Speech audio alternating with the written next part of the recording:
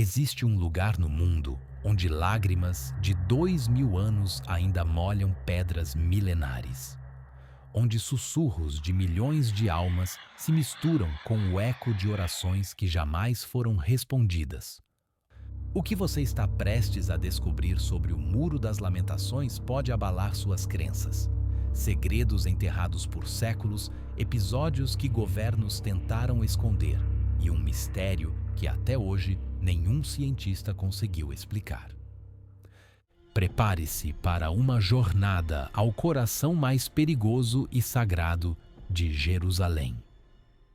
O Muro das Lamentações não é apenas um muro, é o último fragmento do segundo templo de Salomão, destruído pelos romanos no ano 70 da nossa era. Mas a verdadeira história começa muito antes. Em 957 a.C., o rei Salomão construiu o primeiro templo exatamente no mesmo local. Dizem que ele abrigava a Arca da Aliança, o objeto mais sagrado e poderoso já criado pelo homem. Dentro dela, as tábuas com os 10 mandamentos escritos pelo próprio dedo de Deus. Quando os babilônios destruíram o primeiro templo em 586 a.C., a arca desapareceu. Nunca mais foi encontrada. Alguns acreditam que está enterrada sob o Muro das Lamentações até hoje. O segundo templo foi reconstruído 70 anos depois, mais grandioso que o primeiro. Tinha muros de mármore branco que brilhavam como neve ao sol.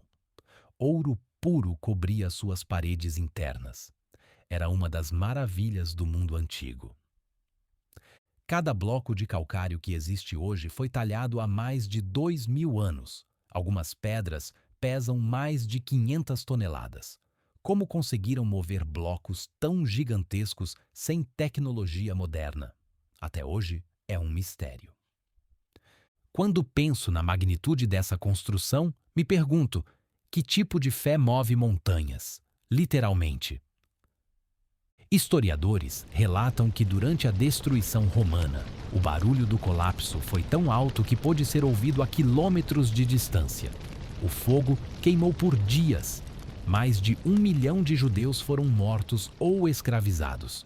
E quando a fumaça se dissipou, apenas este muro permaneceu de pé. Mas o que mais impressiona são os segredos que este muro ainda guarda. Em 1967, após a Guerra dos 6 Dias, arqueólogos israelenses começaram escavações próximas ao muro. O que encontraram foi assustador. Túneis secretos que se estendem por quilômetros sob a Cidade Velha. Esses túneis foram construídos pelos antigos judeus como rotas de fuga durante cercos. Dentro deles, encontraram esqueletos de famílias inteiras que se esconderam ali durante a destruição romana. Alguns ainda seguravam pergaminhos com orações. Mas há algo ainda mais perturbador. Os arqueólogos relatam que em certas seções dos túneis, aparelhos eletrônicos param de funcionar. Bússolas giram descontroladamente. Equipamentos de gravação captam vozes sussurrando em aramaico antigo. A explicação oficial é interferência magnética, mas trabalhadores que passaram noites nos túneis contam outra história. Dizem que ouvem passos, choros e orações vindas das pedras. Em 1996, arqueólogos descobriram uma pedra com 13 metros de comprimento e 570 toneladas. É a maior pedra já movida pelo homem na antiguidade. Como conseguiram transportá-la? Ninguém sabe. Às vezes me pergunto se estamos subestimando o que nossos antepassados eram capazes de fazer, ou se tinham ajuda que não compreendemos. O Muro das Lamentações fica exatamente abaixo da Esplanada das Mesquitas, o terceiro local mais sagrado do Islã. Esta proximidade geográfica criou uma das tensões religiosas mais complexas do mundo moderno. Para os judeus, é o último vestígio do Templo de Salomão. Para os muçulmanos, é Al-Haram al-Sharif, de onde o profeta Maomé ascendeu aos céus numa jornada noturna milagrosa. Mas existe um terceiro grupo que poucos conhecem: os cristãos evangélicos americanos. Eles acreditam que o templo precisa ser reconstruído para que Jesus retorne à Terra. Alguns doam milhões de dólares para grupos que planejam demolir as mesquitas. O acesso ao muro é rigidamente controlado. Soldados israelenses patrulham cada esquina, detectores de metal em cada entrada. Câmeras de segurança monitoram cada movimento, cada oração, cada lágrima. Existe um protocolo militar secreto chamado Operação Pedra Angular. Se estourar uma guerra religiosa no local, o exército israelense tem ordens para evacuar todos os civis em menos de 6 minutos. As autoridades islâmicas também têm seus segredos. Há rumores de que construíram bunkers subterrâneos sob a esplanada das mesquitas, preparados para resistir a um cerco prolongado. Em 21 de agosto de 1969, algo terrível aconteceu que quase incendiou o Oriente Médio inteiro. Dennis Michael Rohan, um turista australiano de 28 anos, mentalmente perturbado e obcecado por profecias bíblicas, chegou a Jerusalém com uma missão apocalíptica: destruir as mesquitas para preparar o caminho do Senhor. Ele estudou a segurança do local por semanas. Descobriu que havia um horário específico entre 11 horas e 11 horas e 30 minutos, quando menos guardas patrulhavam a área. Escondeu galões de querosene em pontos estratégicos da mesquita de Al-Aqsa. Às 11h17 da manhã, Rohan derramou querosene no púlpito de madeira do século XII e ateou fogo. Em minutos, as chamas consumiram 1.500 metros quadrados de um dos locais mais sagrados do mundo. Fotografias daquela manhã mostram chamas alaranjadas subindo aos céus enquanto milhares de pessoas gritavam nas ruas. O púlpito de Saladino, uma obra-prima da arte islâmica, foi reduzido a cinzas. Mas o que aconteceu depois foi ainda mais assustador. Rumores se espalharam como fogo. Israel havia orquestrado o incêndio para destruir as mesquitas e reconstruir o Templo de Salomão. Multidões furiosas marcharam da Cisjordânia e Gaza em direção ao muro. Pedras voaram, coquetéis Molotov explodiram. Sangue foi derramado nas mesmas pedras onde pessoas vinham buscar paz há séculos. O mundo árabe explodiu em protestos.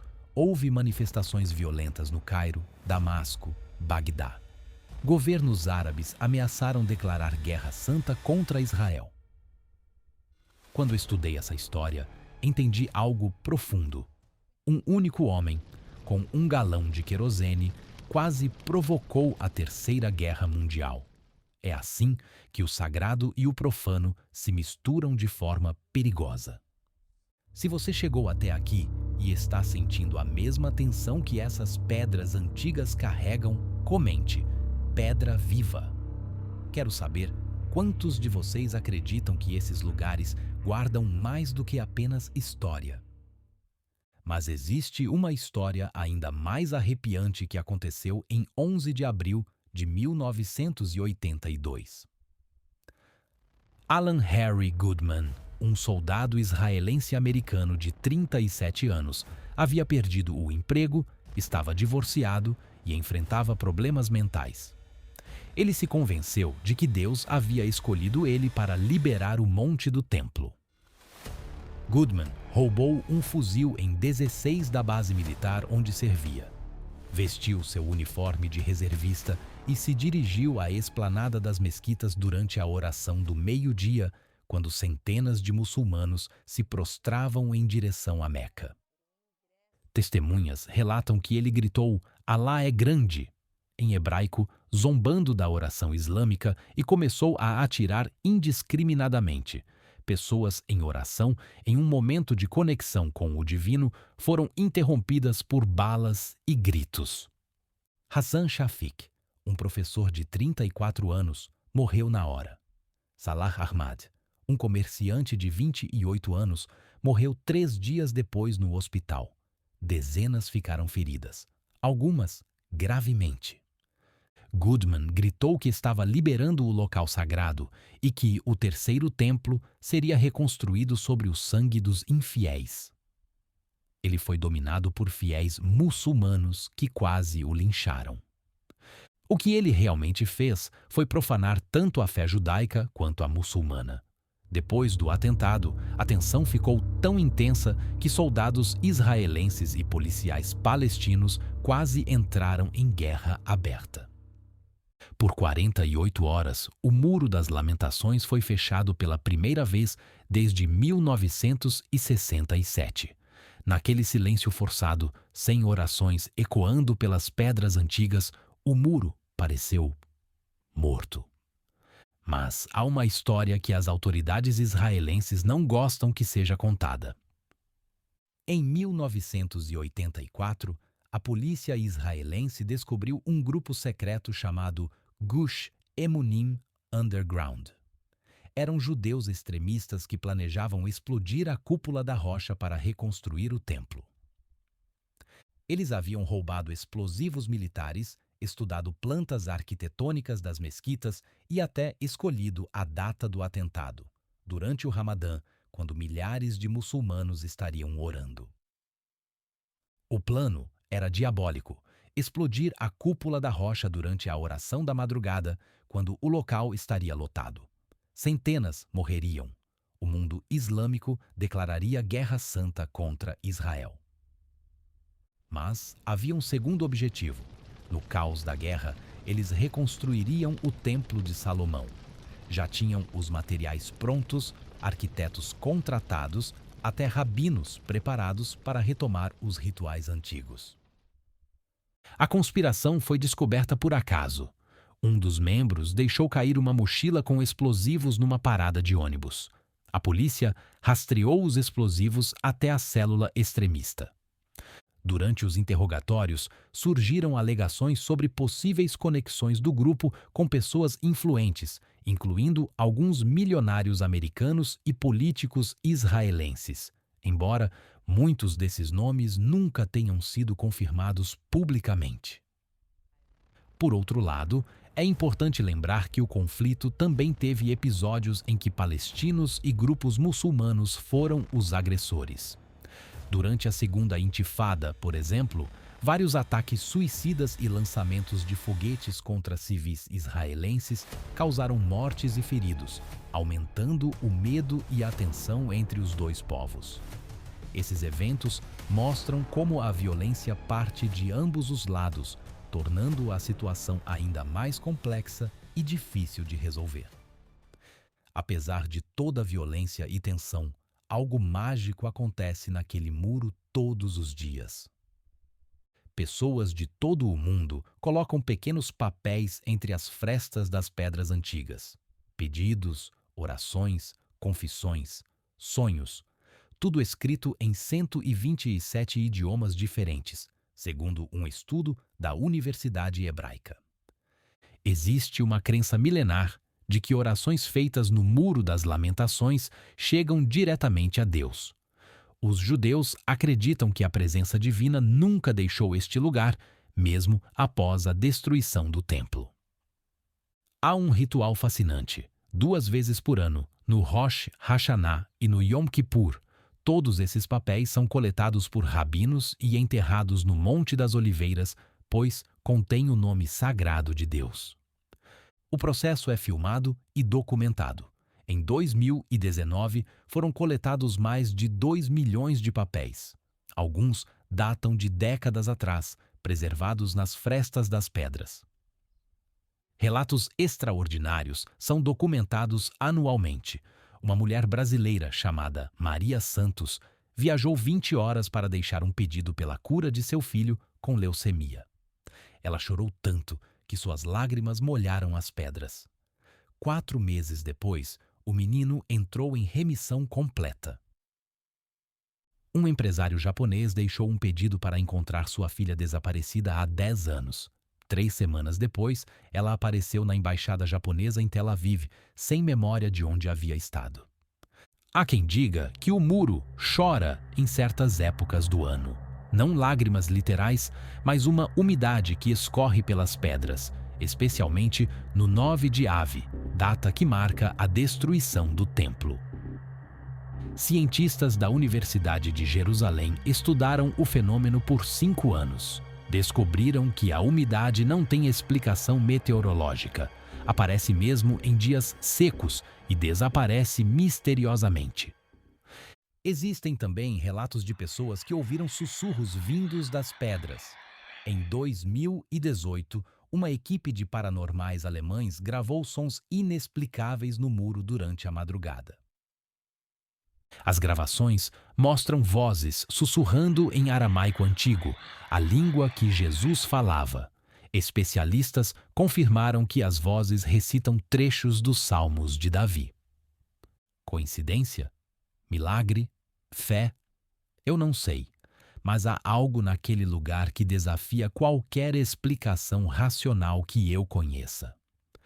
Mas existe um lado sombrio que poucos conhecem: as profecias apocalípticas relacionadas ao Muro das Lamentações. Segundo a tradição judaica, o Messias só retornará quando o terceiro templo for reconstruído. Grupos extremistas acreditam que isso justifica qualquer ação, incluindo uma guerra mundial. Cristãos evangélicos americanos doam mais de 100 milhões de dólares por ano para acelerar a reconstrução. Eles acreditam que isso provocará a segunda vinda de Cristo e o fim dos tempos. Existe uma organização secreta chamada Instituto do Templo, que já preparou todos os utensílios sagrados para os rituais: altares de ouro, vestimentas dos sacerdotes, instrumentos musicais. Tudo esperando o momento certo. Eles até criaram uma vaca vermelha especial, necessária para rituais de purificação. Segundo a profecia, quando a vaca vermelha perfeita nascer, será o sinal para reconstruir o templo. Em 2022, nasceu uma vaca que cumpre todos os requisitos proféticos. Grupos extremistas veem isso como um sinal divino. Se este vídeo te impactou, se você sentiu algo diferente ao conhecer essas histórias proibidas, deixe seu like e se inscreva no canal. Temos muito mais segredos das rotas sagradas para revelar. E me conta nos comentários, você acredita que lugares podem guardar energia espiritual? Já presenciou algo inexplicável em locais sagrados? Compartilhe sua experiência. O Muro das Lamentações é mais do que pedras antigas. É um portal entre o passado e o futuro, entre o humano e o divino, entre a fé e a razão. Essas pedras testemunharam a construção e destruição de templos, a ascensão e queda de impérios, lágrimas de desespero e gritos de alegria. Elas permanecerão ali muito depois que todos nós partirmos. Novas pessoas virão, tocarão suas superfícies frias, deixarão seus pedidos mais íntimos, derramarão suas lágrimas mais sinceras, porque somos todos peregrinos em busca de algo maior que nós mesmos. Esta jornada me ensinou que o sagrado não está apenas nas pedras, mas na capacidade humana de continuar acreditando, mesmo quando tudo parece perdido. E talvez seja isso que torna o Muro das Lamentações verdadeiramente eterno. Mas também me fez questionar: até onde a fé pode justificar a violência? Onde termina a devoção e começa o fanatismo? Essas são perguntas que cada um deve responder por si mesmo. Esta foi mais uma Rota Sagrada. Até a próxima jornada, se o mundo ainda existir.